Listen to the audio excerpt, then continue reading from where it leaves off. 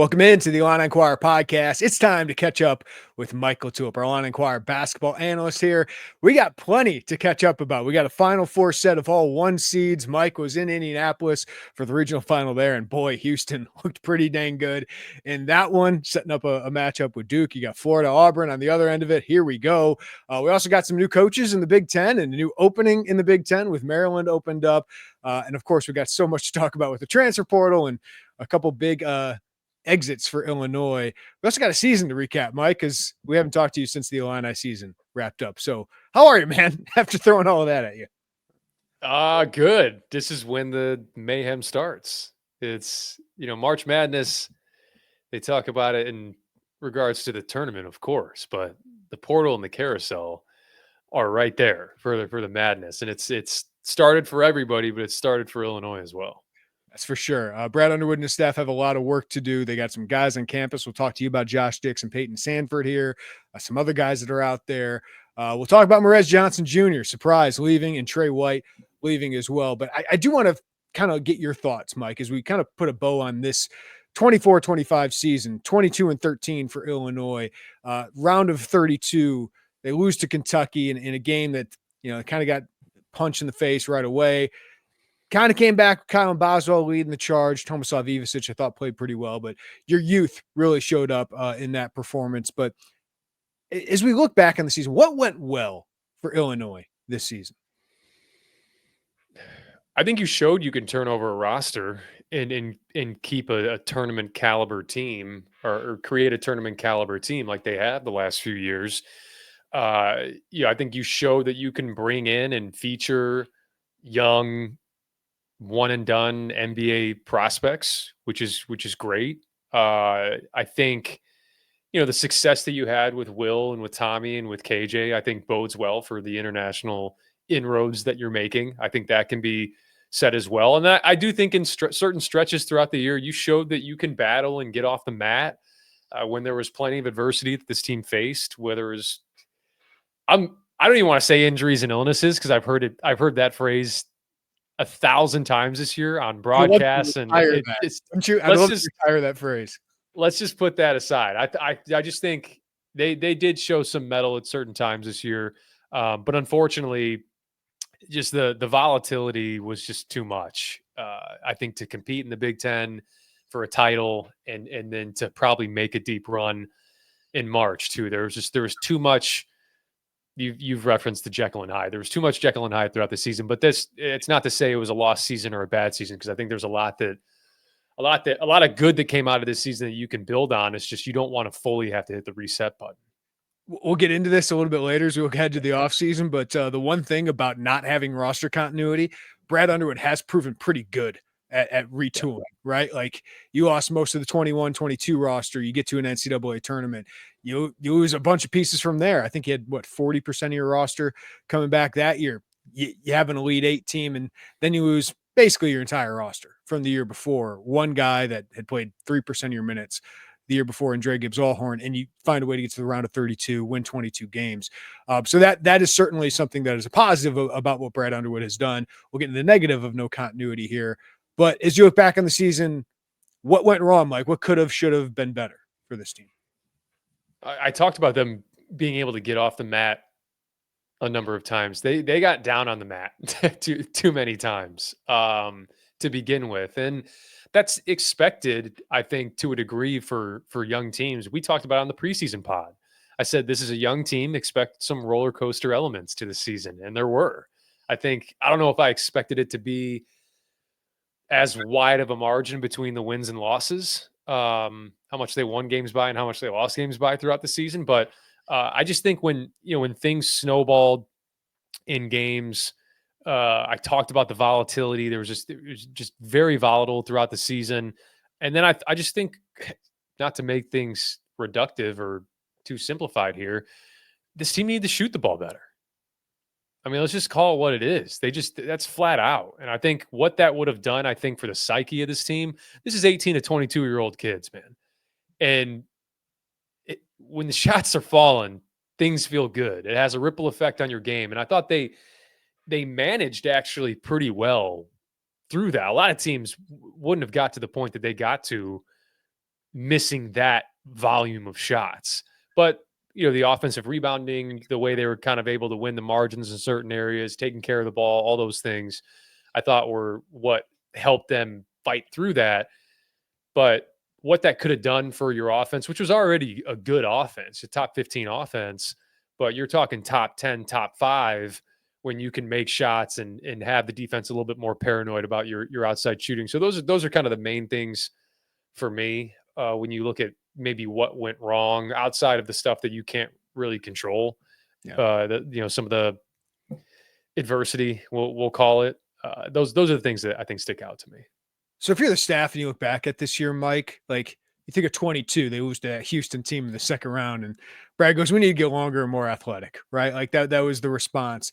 The year later, it's like, we had 2 freshman point guards we had to count on, didn't work out that well. We need to get older, especially around Coleman Hawkins and Terrence Shannon. That worked really, really well. You run into UConn, you go, "We need more talent. We just need more raw talent." What do you think the staff's response, or they evaluate this past season? Do they have a reaction? Do they have a response to any of the issues they have? Well, I do think Brad's done a good job of molding a system around personnel. I think it's part of the reason why they've been able to maintain a level of success the last 5-6 years. And, but I look back at the 2019-2020 season. That's when the shift happened. Kofi came in, started playing drop, and you see what comes of that. You make a concerted effort to stay out of rotation and not give up threes and force tough twos. And that becomes just kind of the foundation of your defense. But the other side of it is you rarely force turnovers. I thought in big games this year, the Kentucky game in particular, I think back to the Michigan State game at home, even though you're forcing tough twos, like things are cyclical in college basketball. And I think there's teams that are more willing to take mid-range shots and feel comfortable doing it. And so those 2 games, I look at Michigan State and Kentucky, like those were 2 teams that got really comfortable coming off of screens, in rhythm, taking shots, knocking down shots. And then as much as I talked about it for Illinois, how when you miss shots, it can have a negative impact on you.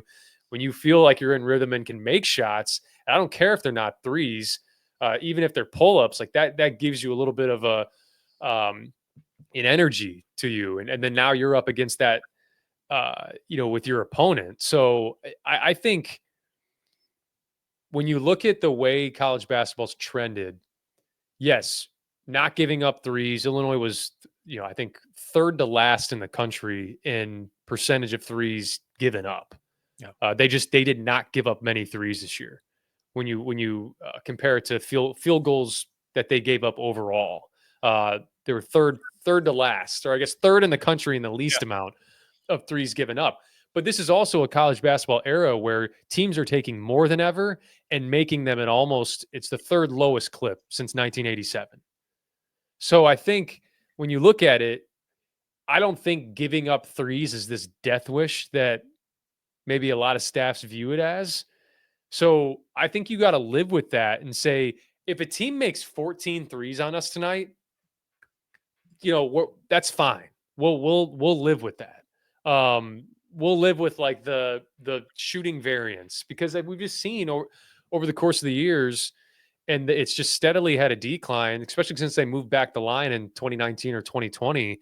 These teams aren't really hitting it at a high rate consistently. So why not kind of lean into that instead of just completely taking it away and not allowing them to shoot them? So that's just something that I don't know. No, I'm glad you brought this up, because I was going to bring it, because defensively they haven't been that great the last couple of years. I mean, they finished 40th in defensive efficiency. It never felt like that.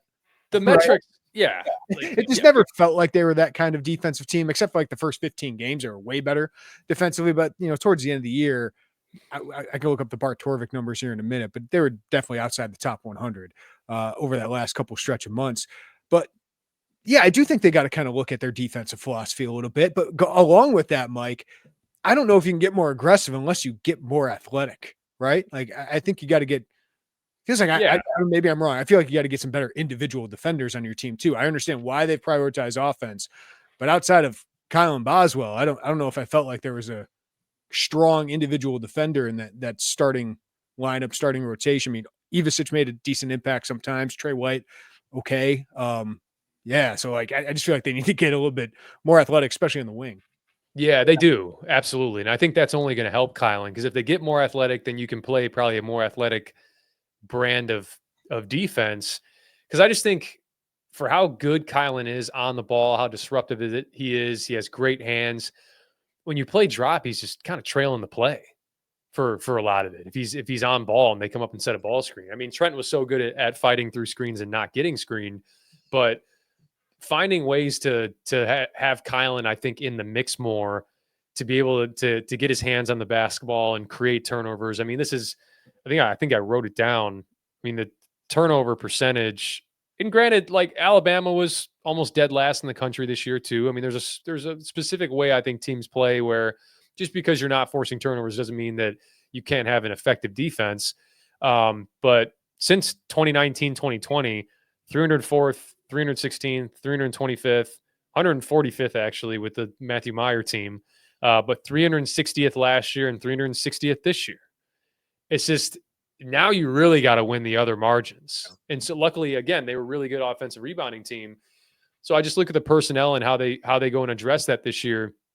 You know, can you find a blend of, hey, we're a team that allows us to play a little bit more aggressive defensively, but because we're more athletic and able to do that, we're still going to be good on the offensive glass and get those opportunities back. So like that, is that kind of the way that you mold this thing? I'm really curious. We'll get into the needs and everything and how what that makeup looks like. But I agree. I think getting more athletic and at least being able to, you need to be able to change defenses is what I'm saying. They tried it a little bit, but it was late in the season. It's hard to implement something mid-season.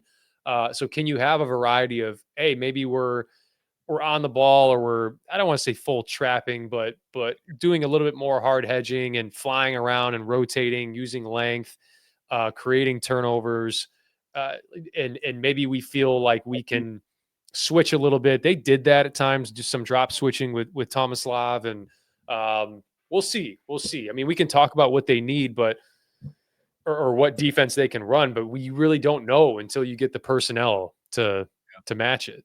I'm with you, Mike, though. I just felt like teams got a little too comfortable, especially good teams. Yeah. Good teams got too comfortable. Totally. Yeah. All right. Transfer portal opens, and two big additions are exits for Illinois as Morez Johnson Jr. hit the transfer portal. Tre White hits the transfer portal.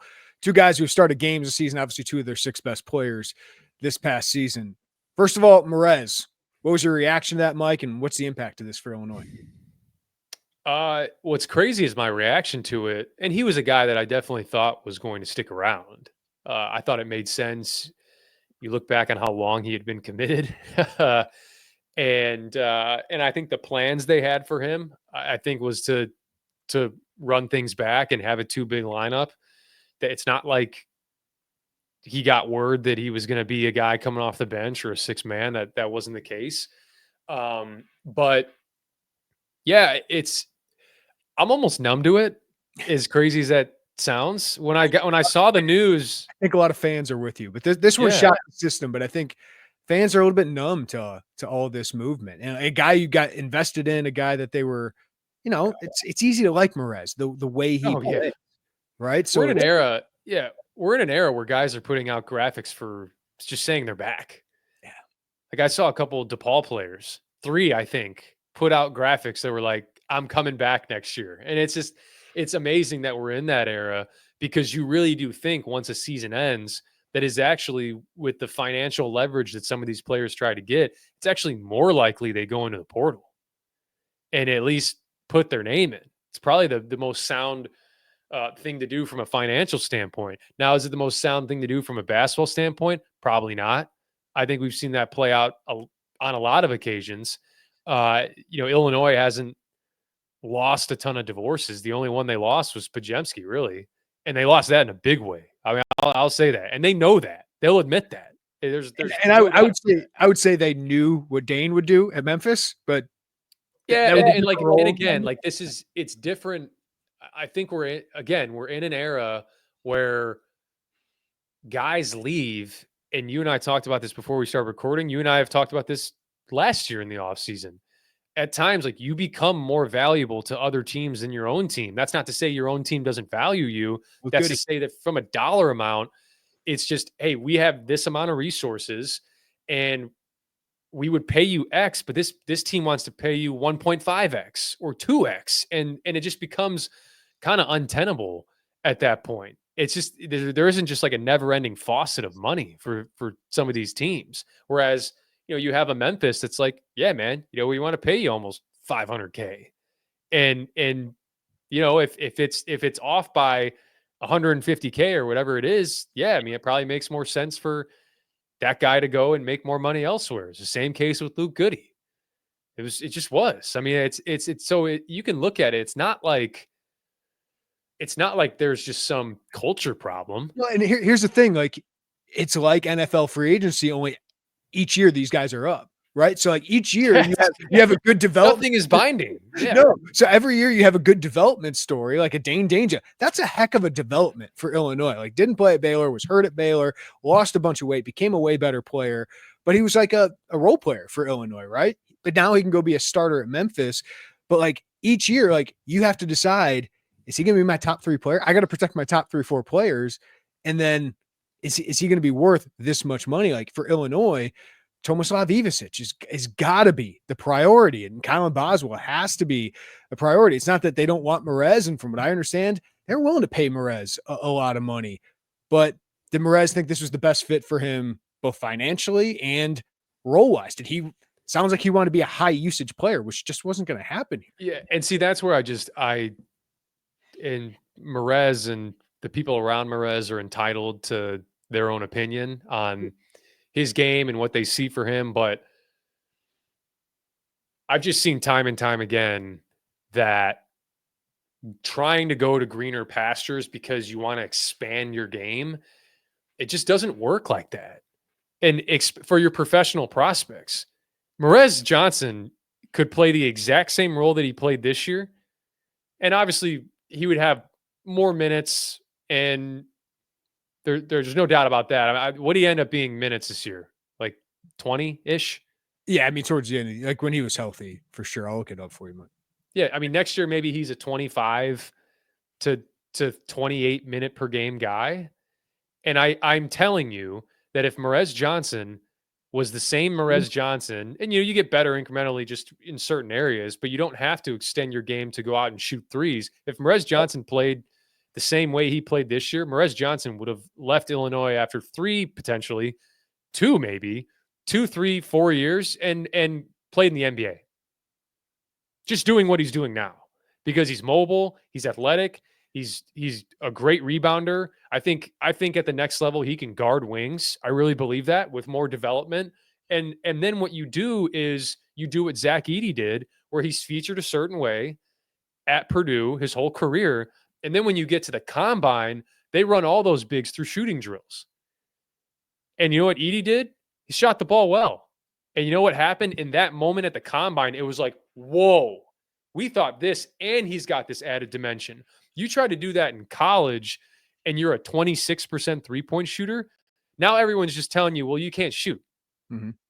And now you go into the draft process with this whole like, well, he can't really step out and shoot. He took 2.5 threes a game at a 26%, clip. And there's proof of you not being able to do it in games, as opposed to being like, hey, this is a guy that's really good at his role. We see a place for him in the NBA. And, oh, wow, by the way, he surprised us shooting the ball the way he did. Because you're going to have more space in the NBA anyways. He's not 7'2", but Malawatch is going to do that, right? Like that's – yes. Like he's going to shoot the heck out of it.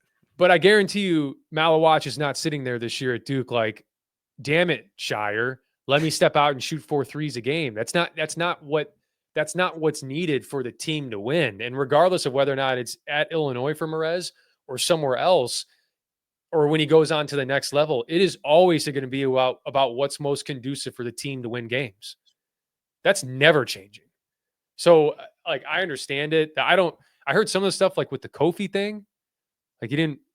I don't know if that's. I don't know. 20 minutes per game over the last 20 games, by the way. Yeah, and that would have had an uptick. I guarantee you that would have had an uptick next year. So, sometimes it bothers me just from a development standpoint. I mean, you can just get really good at what you're good at I mean, and it's not just in basketball. I think everybody in life is like kind of the next thing. Well, I want to like do that and do this and take away from what makes me a really great, efficient basketball player. And, that's probably all that needs to be said on the topic. Well, yeah, I just thought, Mike, year 2, Morez becomes a starter, plays with Tommy.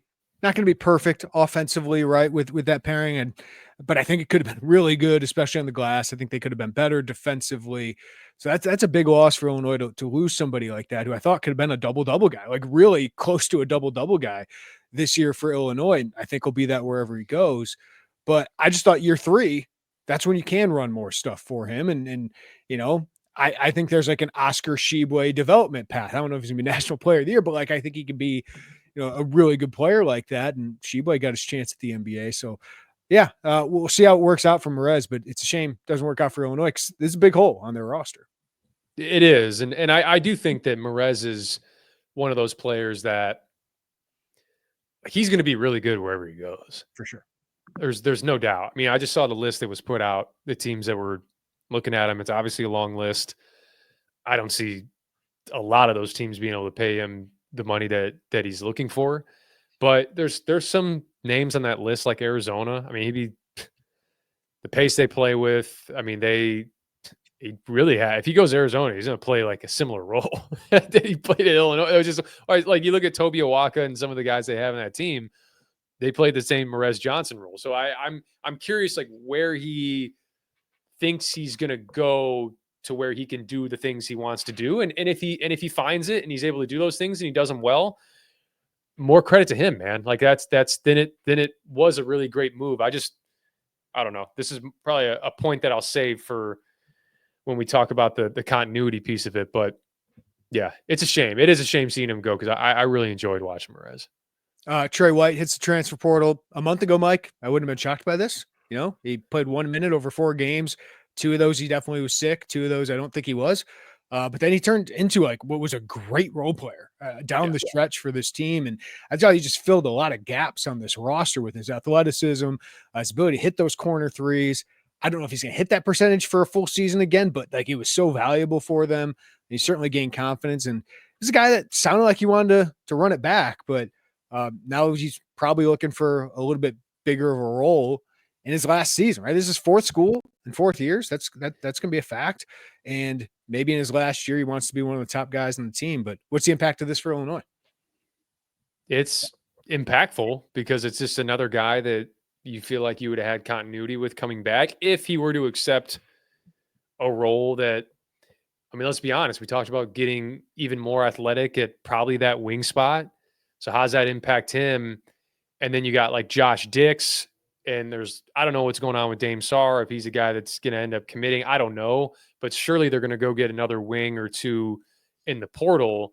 And then you got wings coming in too, I believe, a couple of the freshmen. So I wondered for Tre, even after what he said after the Kentucky game, I just wondered if the plans aligned for player and staff, because I do think it wouldn't make sense for I think it wouldn't make sense for Tre to stay if it was hey man, you're going to be like a 6th, 7th guy in the rotation type of role. He would be amazing in that role. This team would benefit greatly from him being in that role. But again, like not every kid wants to be in that role. I mean, I think it's it kind of goes back to the Morez thing where, like it's your plans may be different than what the kids' plans are mixed, and the people around the kids' plans are. So I think this one made sense because I do think he was probably going to end up being the odd man out in the starting lineup. Morez was going to start and was going to play a lot. So that's where I think those two are a little different, but I understand it for him last year, probably go cut it loose on a team that's going to play you 30 minutes. And I understood it from Tre's side of things. And he was another guy that I thought, even when the minutes went way down at that point, like I really respected his body language, and I thought he was about the right things and about the team. And that's why I'm sure the conversation that they had that led to him transferring was not some blow up or something. I think there's a mutual respect there between the staff and the player and I think they understand it and he understands it too. And that's how you get to this point. At the end of the day, I thought it was a good 1-year marriage. Like Tre talked about, like learning how to win, all those things. We'll see how he translates that. Now Illinois got to fill that spot, but yeah, I think it's a little bit easier to replicate him than what you lost with Morez Johnson Jr. But we'll see. All right, let's talk about the retention rate here, Mike. How much is lack of continuity concerning? I just want to throw the numbers at you just because I found them out last night. 2022-23 team. 15% minutes continuity from the year before. That's because they had a very senior heavy group, right? Trent Frazier, DeMonte Williams, Alfonso Plummer, Kofi Coburn went pro. Curbelo transferred out after that turbulent year. 23-24 minutes continuity, 45%. You got Shannon and Hawkins back, Rogers, Dane Danger, Luke Goody, Meyer graduated, Sky Clark, Jaden Epsleeve. 24-25, obviously the worst continuity. 3%, 345th in the country. Everyone leaves, basically with Dre Gibbs-Allhorn. And then 25-26 team. If you got Boswell, Ivisic, and just Jake Davis to return, that'd be 32% minutes continuity. So that'd be more actually like 24, right? That'd be more like 24 than 25 and 23. Ty Rodgers, maybe we can bring up that, like makes a lot more sense now to potentially come back. Ben Hunt Rickhouse, let's talk about that with some of the guys that they're pursuing here. But we know you don't need continuity to succeed. I mean, Michigan, Duke, St. John's, Memphis, Illinois, right? Louisville. A lot of these programs have had a lot of turnover, but man, this is doing it every year. Retooling every year isn't easy. So how concerning is this lack of continuity, Mike? Well, I think it is concerning because if you want to talk about Final Fours and, Elite Eights, Final Fours, national championships, I mean, really, you go down the line. Every single one of those Elite Eight teams, definitely all the Final Four teams. Duke's a different. I don't even throw Duke in that category. I mean, they're like a generational guy, and 2 top 10 picks outside of flag, and then you have probably the best supporting cast that maybe I've ever seen in college basketball with Proctor and Sion James, and so they're kind of in their own category. But for Houston and for Auburn and for Florida and even the other teams that were in the Elite Eight, for Tennessee, for Michigan State. I mean, you go on down the line, and that's multi-year guys. Maybe they transferred in at some point, but they were there for multiple years. I mean, Houston has had LJ Cryer for multiple years. Roberts has been there. Francis has been there. Sharp has been there multiple years. Auburn, most of those guys outside of Miles Kelly and Pettiford coming in, all those guys have been at Auburn for multiple years. Florida, Walter Clayton's been there for multiple years. Elijah Martin was the new guy this year in Chinyalu, but Houck and Condon and Will Richard, all those guys, they've been there for multiple years, even if it's just 2 years. And we even saw what that did for this Illinois team last year. I mean, you can go on down the list. You got year 2 of Shannon. You got year 4 of Hawkins, year 2 of Rogers, year 3 of Goody, year 2 of Danger. That's everything. Mm-hmm. That's everything. And it mounted in an Elite Eight run.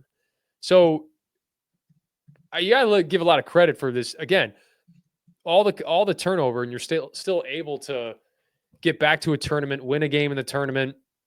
Didn't feel close in that Kentucky game, to be honest. But certainly was a winnable game coming into it, and could have potentially gone back to another second weekend. So yeah, there's a lot of needs that need to be addressed. I think that's why you look at Tommy and you look at Kylan, and just having a 5-man and a combo guard as your foundation, even if it ends up being those two, that's a much better position that you're in than the position you were in coming into this year. So the biggest piece, like obviously you need Ivisic and Boswell back. Like you got to get those guys back. What are the biggest pieces you need around them? You got a lot of work to do, Mike. I mean, we can talk about all of these different needs. Like you basically need every position here. So what are the biggest pieces they need around these guys? Yeah, I think definitely look on the wing, and you need some length and athleticism on the wing. But I'm particularly looking at the 4 spot. That obviously would have been Morez, but you're going to need some athletes or an athlete at that 4 spot. That's where I think when you look around college basketball, when you look at the teams that are in the Final Four, I mean, if you want to look at let's just call it the 4 spot across all these teams: Cooper Flagg, Janai Broom, mean, if you want to put Cardwell at the 5, Janai Broom, Juwan Roberts, and then for Florida, it's, Alex Condon's going to be like a late first round pick. Mhm. So, and all those guys are long, they're athletic, and they make it really difficult when you play a 2 big lineup like that. And I think that's kind of the vision I think Illinois had with Morez, was you look at all these teams that have these kind of tandem bigs, and it's worked in college basketball. The other side of it too, I think you need reliable shooting. I think that's why you hear Dix and why you hear Sandfort. And I firmly believe Kylan Boswell is going to have a massive course correction shooting the basketball next year. So that's 24.5% this year after shooting 38% his first 2 years. And getting used to, you go to a new school, new system, probably depended on more defensively than he ever has been in his career. So that takes some adjusting. And I think he learned, I think he got better towards the end of the year, just kind of learning how to compartmentalize that when you're counted on in that way. So I expect him to course correct positively. We know Tommy can step out and shoot it.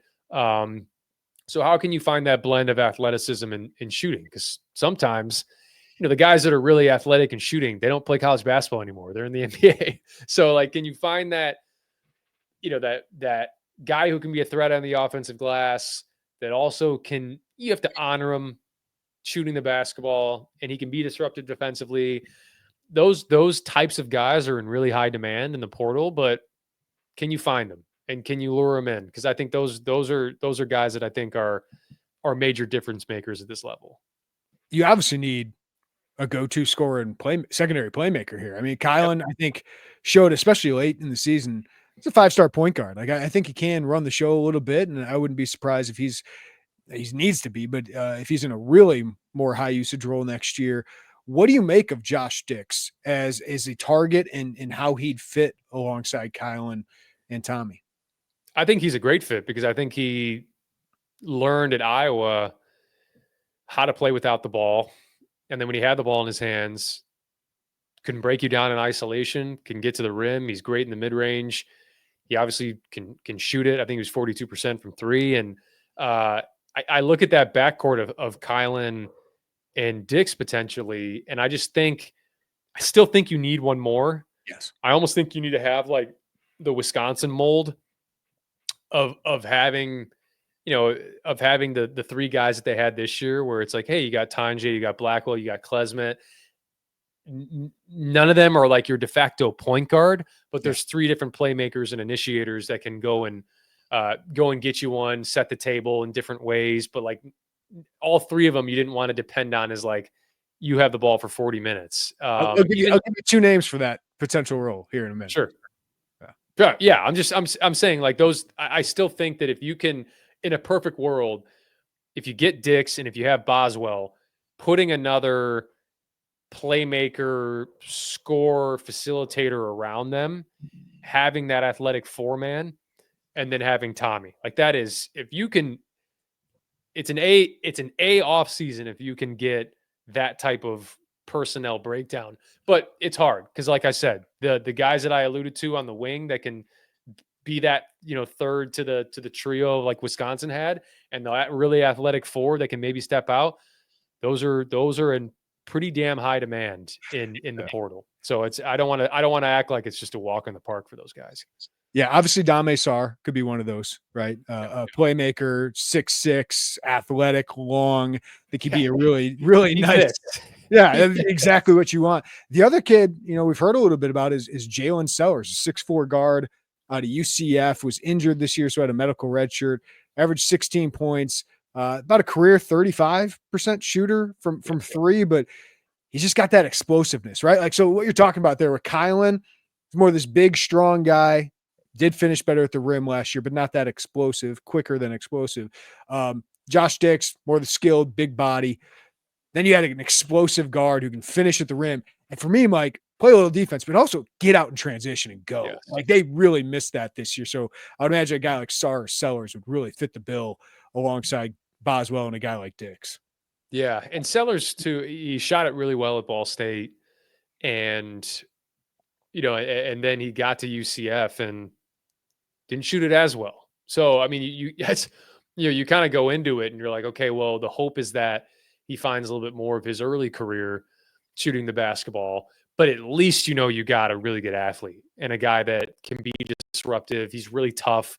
Those are all positive. So, yeah, I mean, I don't know what the latest is with Sar. It feels like you've heard for months that it's trending in Illinois' direction.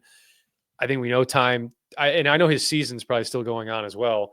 Yeah, But one thing about Dame, he's playing good at the right time. He's playing incredibly well right now. in an insane league. Yeah, like the thing with KJ was like in the Euro League, he didn't really get minutes. He played he got spot minutes for the Barcelona. Like Sar is legit starting. playing and producing in that league, which is freaking insane. So yeah, I think he'd fit the bill without a doubt. I just wonder if time kind of kills all deals. Right? Like the longer that goes on, Yeah. I don't know how much that is in Illinois' favor, but the thing you got going for him is that his season is still going, and maybe he doesn't want to make it I don't know. I'm not really plugged into that. I have heard nothing was going to happen until the season was over. There you go. One thing you have is, boy, you could sell the heck out of your development right now to those guys in Europe, and your relationships with those agents is really, really strong. So I do think Illinois. He knows KJ, right? Yeah, they played together. But yeah, like you're tied in tight there. But yes, I don't think it's as done deal as it felt like a couple months ago. But I still feel like if there's a college, Illinois has got as good of a chance as anybody right now. It's just Dame's playing at such a level that he might have other opportunities. Yeah. But anything else? Like I would love to get another veteran guard, Mike, that is willing to kind of be a bench player. If that's definitely a Justin Harmon type, just to have somebody that can steady that. Because listen, I like Keaton Wagler. I think he can be 6'6", can shoot it, he can play make, but he's a freshman. I just rather have he's thin. Yeah. I'd rather have another veteran guy that's willing to play, go up a level, maybe be a little bit of a value addition here for Illinois. You kind of fill out the cap space here. And then you need another big, right? Like you need another body up front. Yeah. Yeah. I know they talked to the Tilly kid right from Santa Clara. And yeah, I think how important was not only Harmon, but Damask, coming in and what was the mindset for both those guys? Harmon coming from Utah Valley State and Damask coming from Southern Illinois. They just wanted to go to the NCAA tournament. They just wanted to play for a winning program and experience the NCAA tournament. That was from what I had heard was really top priority for them. And so can you go out and find guys like that again? That's not to say you're going to find a Damask that's just going to be like, hey, we found this guy for less than he would probably go for if he had another year. And they maximize the hell out of Marcus Damask. I mean, that was about as good of a return on investment as you could possibly imagine in college basketball. Are you going to find someone like that again? Probably not. But I think the mindset has to be the same for some of those guys that are coming in from the mid-major level, which is like, yeah, man, I just want to be a part of a winning culture and contribute and play in the NCAA tournament. Like that's when I think you get a lot of good out of your roster when guys are coming in for those reasons, as opposed to how much am I playing? How much am I making? I mean, all those, I get that those things are important, but those things have a tendency to kind of work themselves out when you're part of a winning program. I don't want to not ask you about Peyton Sandfort. They need proven shooters. Pryce, right? Pryce, yes, Pryce, not Peyton. Okay, I was like, take Peyton Sandfort. Pryce Sandfort, yes, you are right. Thank you for doing that. 6'7", 210. They really played well at the end of the season. Has some size to him, but obviously he's just a knockdown shooter. 40% from three, proven in Big Ten play. That one I would be like, all right, Ben Hummerkaus would be moving on, right? If you get a guy like that. So, I mean, 3-4. I don't know if he's the guy you want guarding a lot of fours, but that kind of puts in the conversation Ty Rodgers too. So any thoughts you got on Pryce Sandfort and Ty Rodgers potentially being on Illinois next year? Pryce Sandfort, I think, again, I think he would fall in the category of just guys that, would want to, you'd want to come to the team for the right reasons and can obviously shoot it. But beyond that, I mean, he made like 2/3 of his shots from two. He was like top 60 in the country in 2-point percentage. And it's not like he was a post player. I mean, he's can finish around the rim and really good cutter. I think we saw some of that with the guys that, like, if I'm pitching Pryce Sandfort, it's not only just, hey, come here and space the floor. It's, hey, look at Will Riley and Tre White and these guys that cut off of in this 5-out, action that they have, cutting and Tomislav finding you finishing around the rim. I think he fits really well in that mold. Now, do you get more athletic with him? No. But you'll make more shots. There's no question. So I think I always ask, right? I mean, and even when I'm talking to people around college basketball and they're telling me, well, this, what do you think of this team going after this guy? Or even if it's Illinois, hey, we're going after this guy. What do you think? I don't know. What's the plan for him? Because that changes it. Because if you tell me Pryce Sandfort is like, hey, role guy, maybe he's your fifth starter, maybe he's like your sixth man. Great. Cool. Yeah. Absolutely. The Tre White role, right? Like if he's playing the Tre White role, a different player, but a little bit, but he'll give you something different. But if you're saying like we think Pryce Sandfort can be our third guy, that's different. So, I don't know what your ceiling would be if that was the case, but I really like him. And then for Ty's interesting because I think the Morez departure opened some things up. And look, it sounds like it was Ty's decision to redshirt this year. We've seen how that works in the past. When I decided to redshirt my senior year, it was with the intentions of moving on after I graduated. Sincere, same thing. And so maybe that was Ty's plan and maybe things change once Morez is gone, but Ty's athletic. Ty has moments where he can guard. Clearly we've seen them find a way with some of the 5-out stuff and they got creative with Ty offensively in the previous year, but yeah, that's a starter from an Elite 8 team.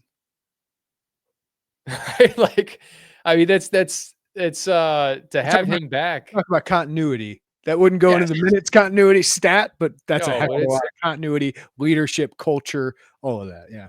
Yeah. No Makes doubt. A lot more sense now than it did last week to me. It does. There's no question. So I think that's something to monitor. I don't know.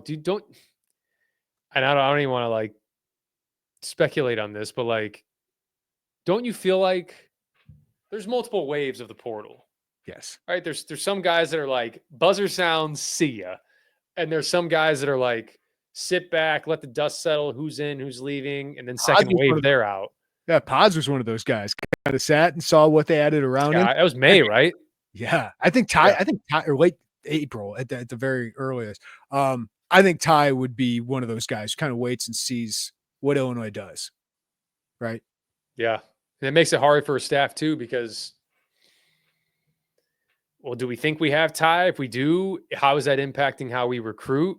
And then if that impacts how we recruit and bring other guys in and he leaves anyways, it's just, it's crazy. I mean, obviously the players hold a lot of the cards in this situation. So I think becomes difficult to recruit in these situations, but I think you would almost pretty much need Ty to like make a statement that he's coming back. But I think Sincere did the same thing. So, or I guess he did, and then he deleted it. I don't know. I remember that. All right. Before we get out of here, I do want to ask you, Final Four, all number 1 seeds. What made this the year, or what made these the teams that is first time since 2008, 2009 this happened? Yeah, everybody loves KenPom, and these 4 teams are top 10 ever in KenPom since that database started in 1996. Ever. Like this, Duke is top 2 behind, I think, the 99 Duke team that had a better, and it's all by net rating for these teams. And I mean, Houston, I watched them yesterday, just all 4 of these teams. And I talked about this on Field 68 last night, but the coaching, I mean, these are crazy competitive coaches and like want to rip your throat out coaches. And Shire looks like, kind of sit on the sideline and be calm and collected. But I grew up in the Chicago suburbs, man. I went and watched Shire when he was in high school, and I watched Shire at Duke. Shire is one of the biggest competitors of all time. Yeah, suburban dads can still be competitive. Yes. And, Todd Golden, the same thing. Was a player at St. Mary's. Bruce Pearl, same thing. I mean, I know that's probably sends a shiver down Illinois fans' spine, but Kelvin Sampson too. Like both of those guys, they do whatever it takes to win and die trying if they don't. Man, seen that Bruce Pearl, Kelvin Sampson championship game. Who's Illinois rooting for? I think they're not watching it probably. It's been, I think it's been really cool to see, like, the, when you fill out a bracket, you don't want to go chalk, but this was the year to do it because when you looked, like all the one seeds were just historically good. So as much as it is like, hey, it's cool to see the one seeds there, I wasn't surprised to see it. It's just these four teams in their respective conferences were just so dominant. Houston kind of goes under the radar. They were 19-1 in the Big 12, dude. And they changed conferences 2 years ago. It's just what Sampson's done is just remarkable. Man, I'm sorry to you can him, but he's been that good.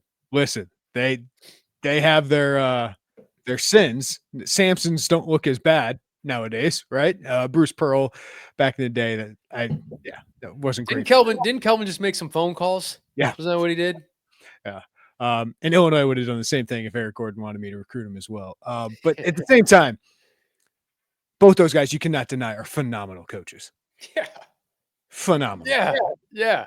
I mean, I was there Friday night, and I'm sitting next to this guy that works for Draft Express. Illinois fans are turning this podcast off right now.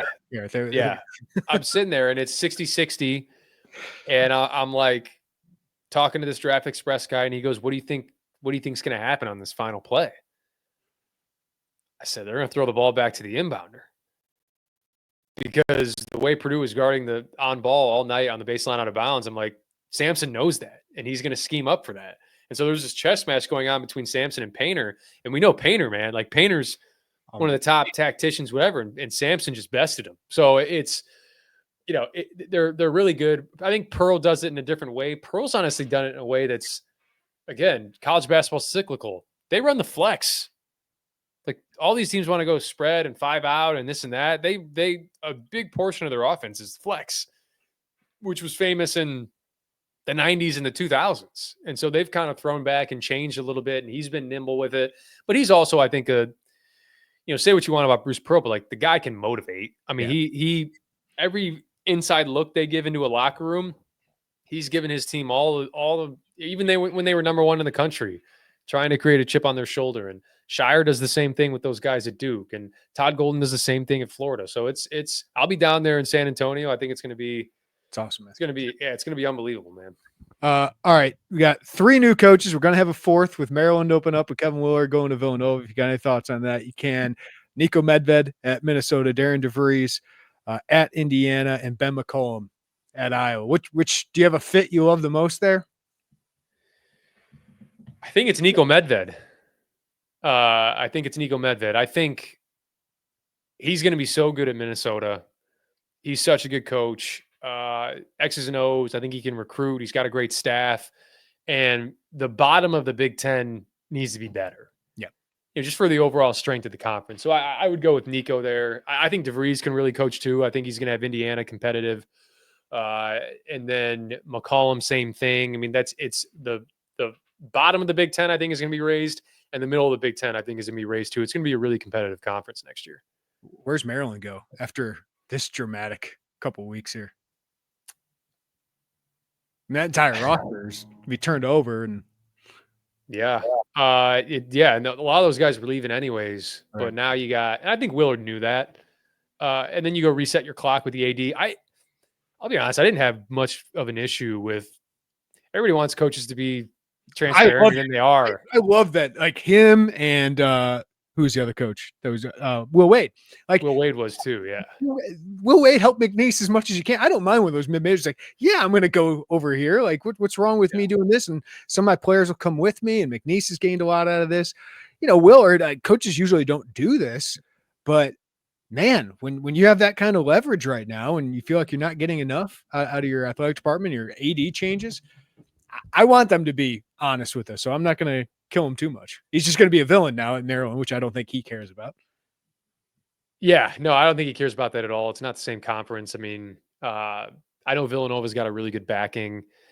I talked about resetting your clock with the new AD. I mean, that's all the things I think go into the mind of a coach when you're in that situation. So, yeah, I think it's Maryland. I mean, Tony Skinn just got re-upped at George Mason. He's a guy that could be in play there.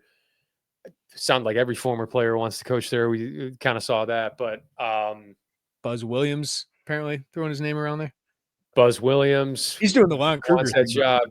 Yeah. Yeah. I mean, I just outside of that, there's just I don't know how many other options there are for Maryland. It's kind of few and far between at this point. So they're going to want to find somebody quickly to get going on the portal, but we'll see how that pans out.